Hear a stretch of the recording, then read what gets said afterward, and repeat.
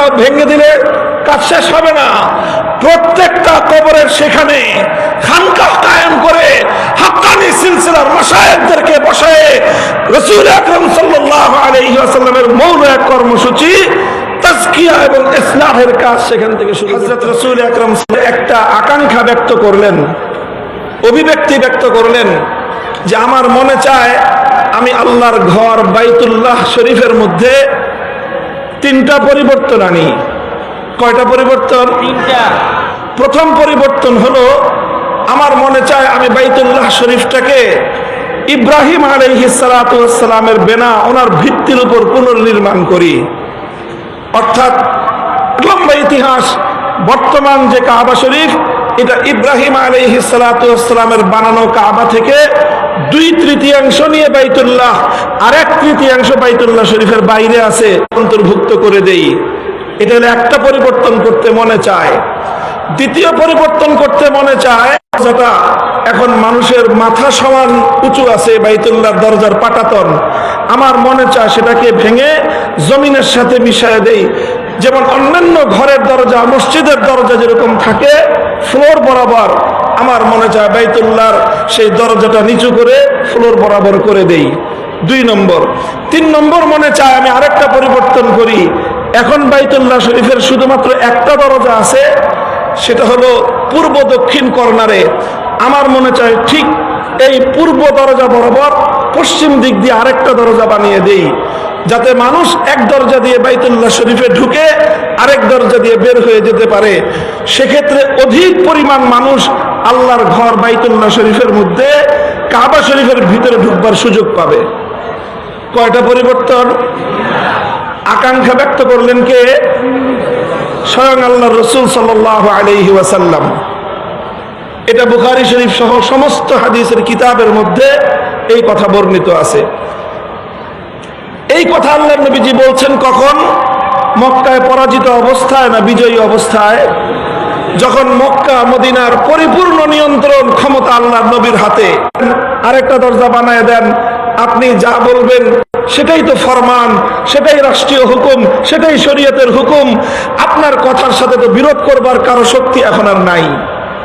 আল্লাহর নবী বললেন যে এটা যদি আমি এখন করি তাহলে কিছু সাধারণ মানুষের মধ্যে যাদের বুঝ কম, যাদের জ্ঞান কম, যাদের ইলম কম, যারা নতুন নতুন মুসলমান হয়েছে, ইসলামের প্রতি এখনো তাদের পরিপূর্ণ আস্থা বিশ্বাস তৈরি হয়নি, তারা বিভ্রান্তিতে পড়বে।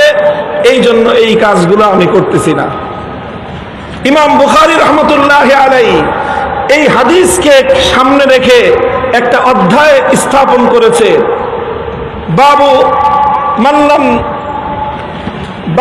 মান তারাকা বাযাল ইখতিয়ার মাখাফাতা আন ইয়াকসুরা ফাহমু বাযিস সামি' ফায়াকাউ ফি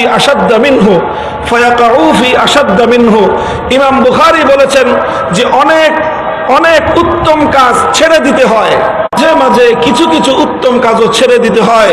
যেমন এই ক্ষেত্রে আল্লাহর নবী বাইতুল্লাহ শরীফকে সংস্কার করার কাজটা করেন নাই, ছেড়ে দিয়েছেন। কেন? যাতে ওই নব বিভ্রান্তির শিকার না হয়ে যায়। কাজেই বুজুর্গদের যত মাজার আছে, বুজুর্গদের যত কবর আছে, সেই কবরগুলোকে যারা পাকা করেছে অনেক বড় গুনাহের কাজ করেছে। সেই কবরগুলোর উপর যারা দালান কোঠা নির্মাণ করেছে, কোন ইমারত নির্মাণ করেছে, সুস্পষ্ট আল্লাহর নবীর সহিহ হাদিস লঙ্ঘন করে তারা বুজুর্গদেরও অভিশাপ করিয়েছে, আল্লাহর নবীর হাদিসের বিরোধিতা করে তারা বড় ধরনের পাপ করেছে।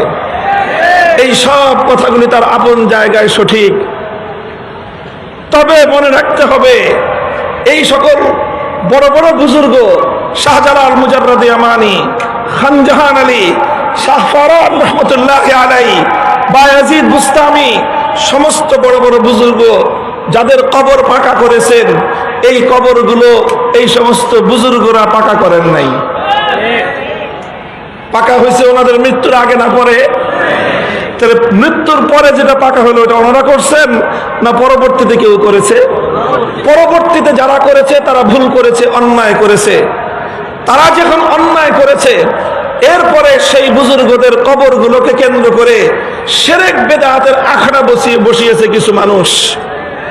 কাজেই এই ক্ষেত্রে আল্লাহর পয়গম্বরের সিরাত অনুযায়ী আমাদের কর্মপন্থা হতে হবে, আমাদের এই সকল কবরগুলো থেকে শিরক এবং বিদআত নির্মূল করতে হবে, এমন ভাবে করতে হবে যেন মানুষ বিভ্রান্তির শিকার না হয়।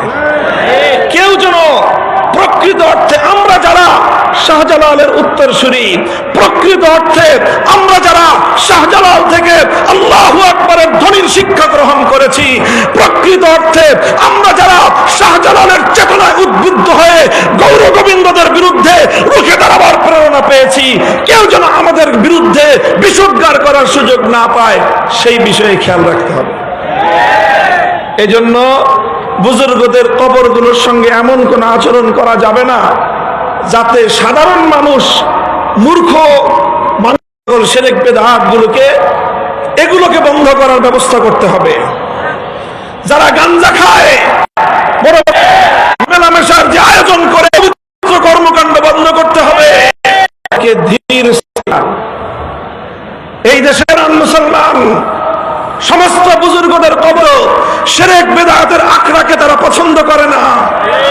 কাজেই এই সকল অপকর্ম বন্ধ করেন, বুজুর্গদের কবরগুলোকে এই নোংরামের হাত থেকে রক্ষা করেন। এই সমস্ত বুজুর্গানে দিন শাহজালাল মুজাররদি আমানি, শাহপরান রহমতুল্লাহ আলাইহি, খান জাহান আলী রহমতুল্লাহ আলাইহি, বায়াজিদ বুস্তামি রহমতুল্লাহ আলাইহি, আমার প্রস্তাব হলো এই খালি ভেঙে দিলে হবে না, সাথে আখড়া ভেঙে দিলে কাজ শেষ হবে না। প্রত্যেকটা কবরের সেখানে খানকাহ কায়েম করে হাক্কানি সিলসিলার মাশায়েখদেরকে বসায়ে রাসূল আকরাম সাল্লাল্লাহু আলাইহি ওয়াসাল্লামের মৌন এক কর্মসূচি তাজকিয়া এবং ইসলাহের কাজ সেখান থেকে শুরু করতে হবে। আমরা এইভাবে কাজ করব, কথা ঠিক।